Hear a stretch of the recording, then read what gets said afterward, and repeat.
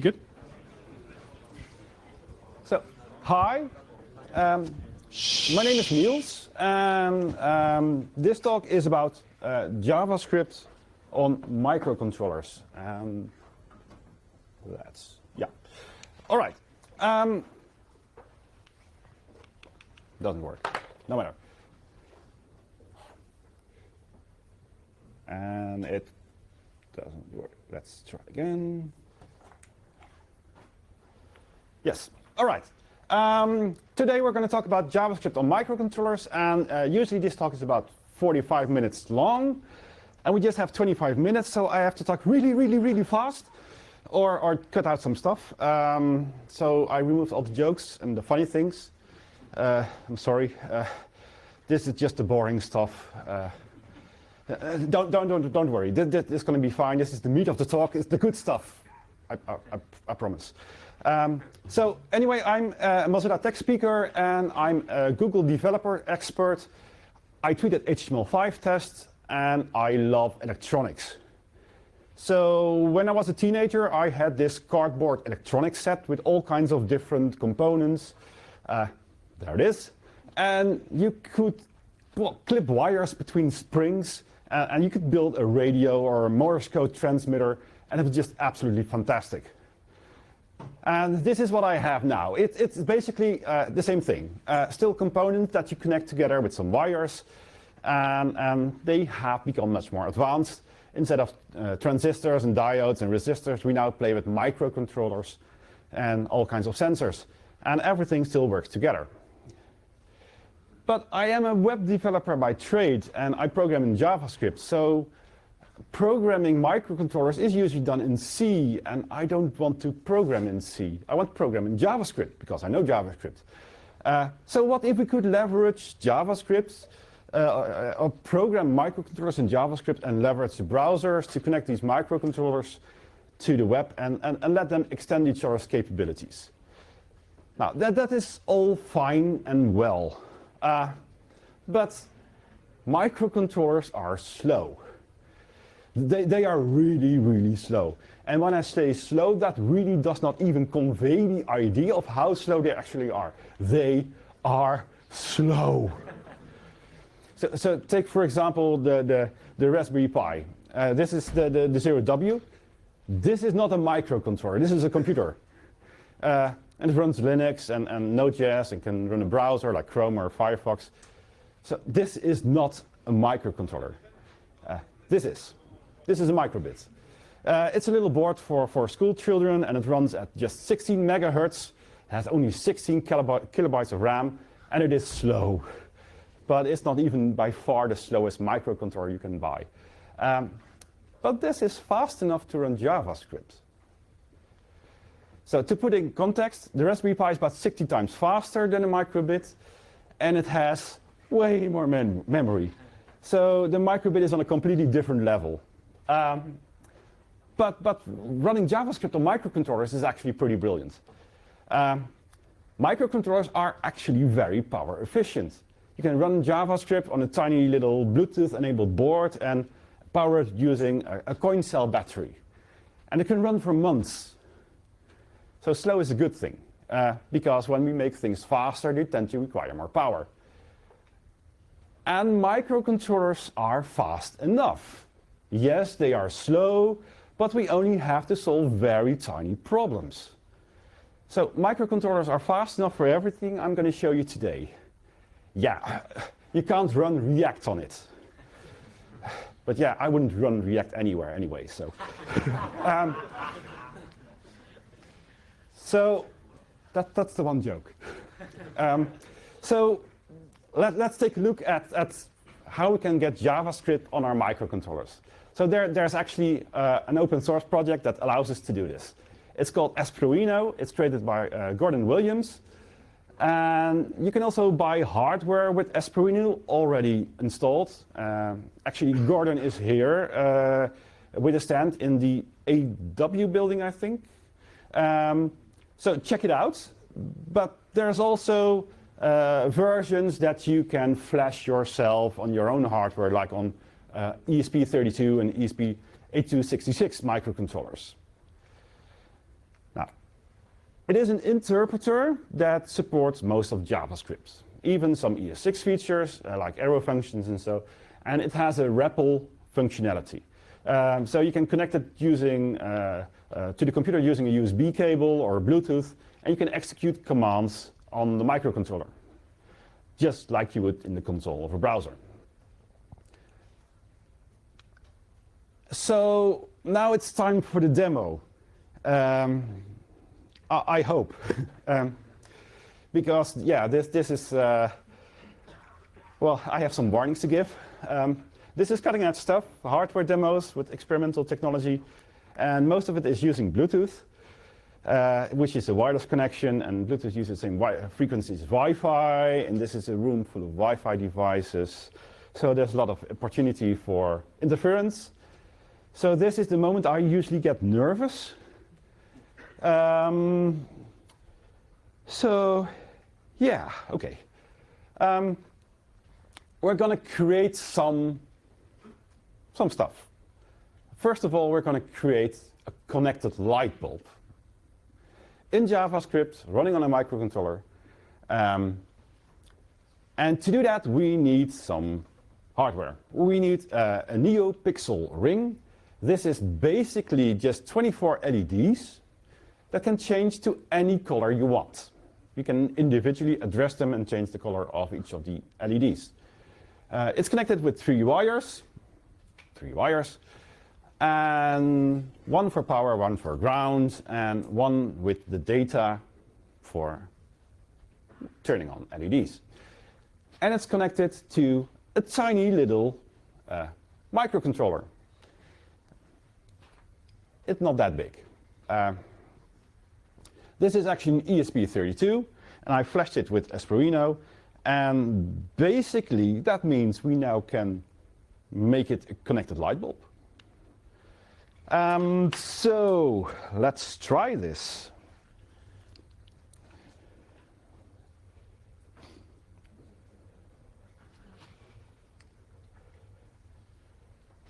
Right. Let's see if this works. Yes. So when I apply power to this thing, nothing happens. But that's okay, because I haven't programmed it yet. So that's actually what I expected. So let's start with, let's take a chair. Let's start with some code. So I'm gonna need a color. So this is just a hex representative of any RGB color, in this case FF9900. And we need a buffer. In this case, we have 24 LEDs. And for every LED, we're going to save an RGB value. So 24 times 3. And we're going to set that color into the buffer. Now, the problem is these LED rings are a little bit weird. They think GRB is the right order for RGB. Well, that actually depends on which ring you buy. Sometimes it's also something completely different. It's never RGB though. Yeah. So finally, we need to write our buffer to the data pin. Let's connect to the device. Do we have it here? No.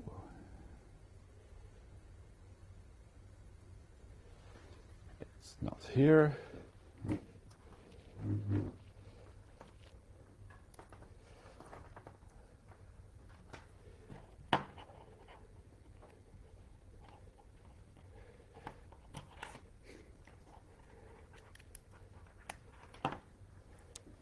Try again.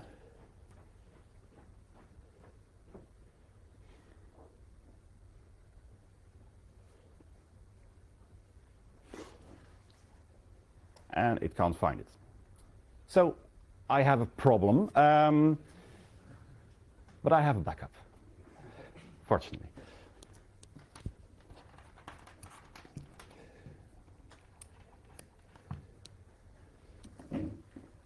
There it is. So when we write that value to the NeoPixel ring, to the D15 pin, it will light up. So I pre-programmed this one so that it's actually cheating, but we'll continue anyway. So what we'll do next is we're going to skip some stuff.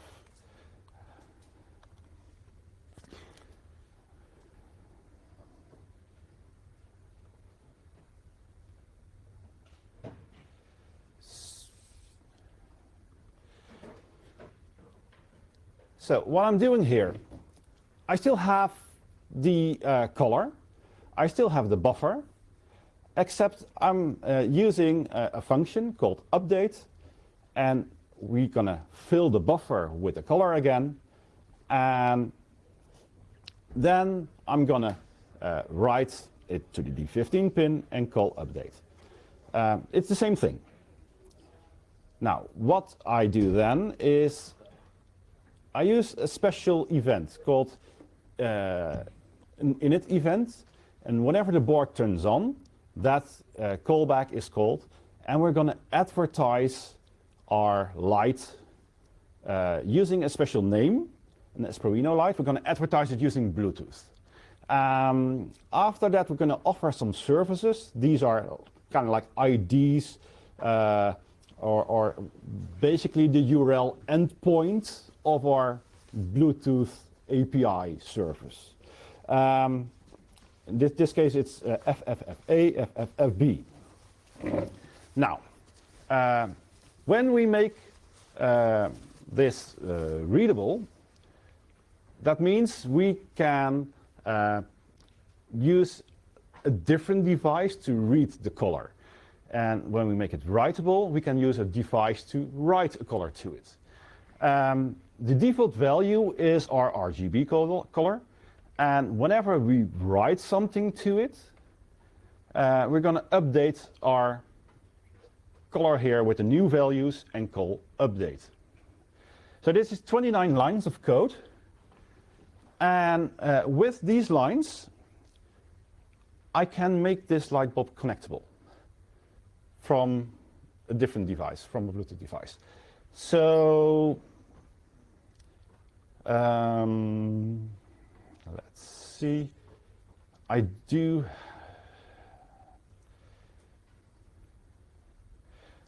quickly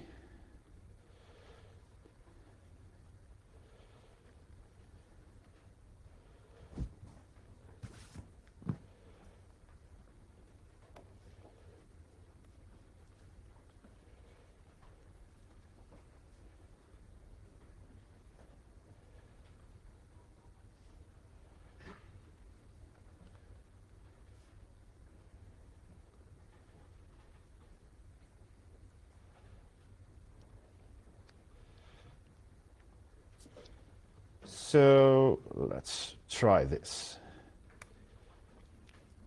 So what we're going to do using the browser, using the web Bluetooth API, connect to this device. So we again have this FFFA ID, and we use the Esperino light name as a filter. And if everything works, we have our light here that is being advertised. We pair with it. We get our device, then we can connect to the GTT server. That's details, don't worry about that.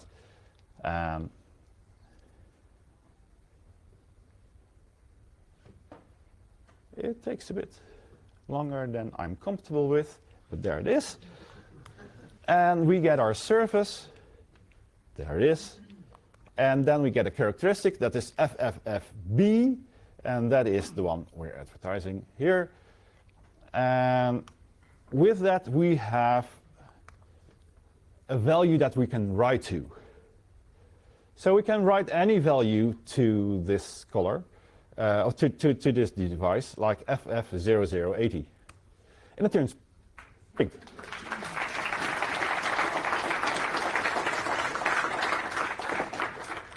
But we can change it to any color we want. We can change it to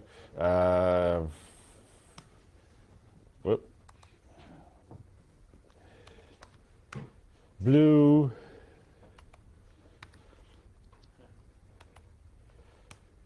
green, basically any color, any RGB value we want. And we did that with just 5 lines of JavaScript in the browser and 29 lines of JavaScript running on a microcontroller. So I think this is pretty amazing. But we can do more.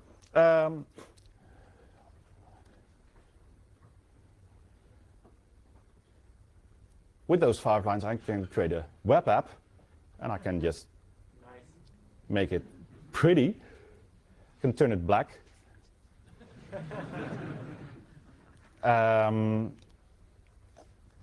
And even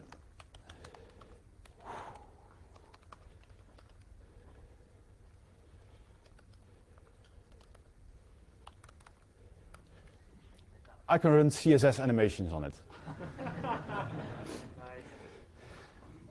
Yeah, okay. Anyway.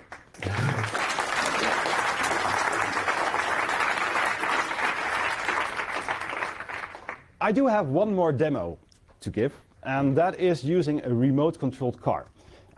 This car is, it has a microcontroller, it has a motor board, and there is no soldering involved in any way.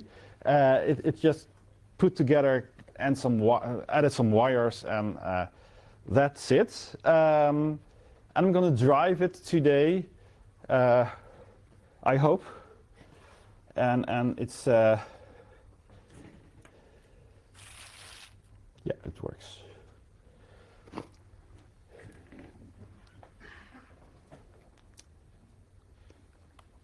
So let's get rid of this. Connect to the car and write some code. We need a function to drive the car. We want to turn left, we want to turn right. That has 2 motors. If we want to go forward, we go both motors full on. Backwards, both motors reverse. So these pins here, those are determined by the motherboard I'm using. And this is basically all the lines of code you need to make it drive. But to make it stop, that's also very useful, especially on this table. We need another function. And a little helper functions is also pretty nice. Forward, reverse, left, and right. So with 17 lines of code, I can now make it go left.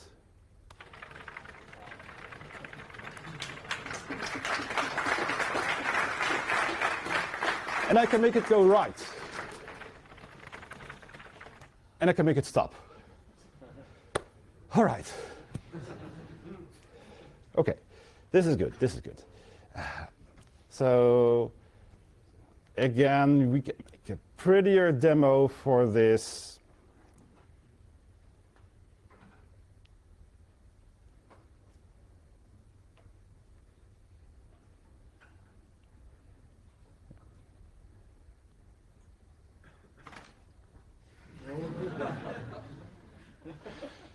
So, there it is.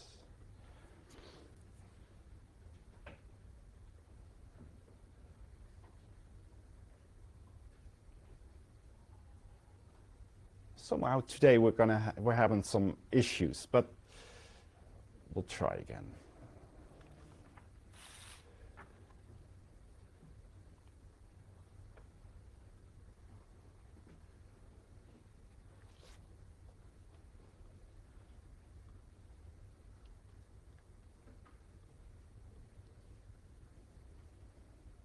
There it is. So now I can use the arrow keys to drive it around.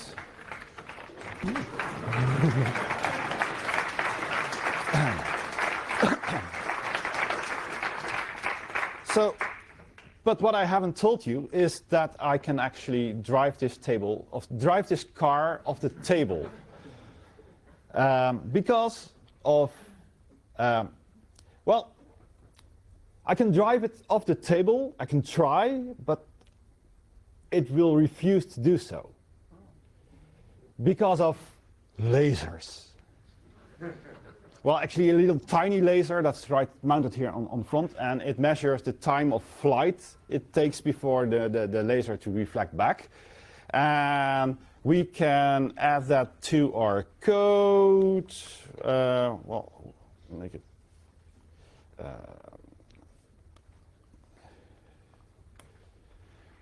So we have to measure distances, and when the distance is over a certain threshold, we are not yet in emergency mode. We're going to turn on emergency mode and reverse.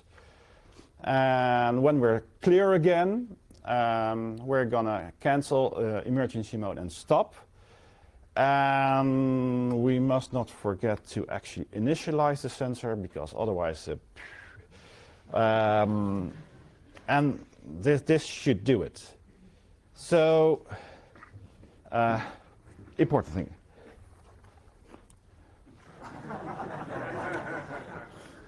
So I did this talk in Phoenix a week or two ago in Arizona, which is, well, I used the American flag. And it actually drove off the table.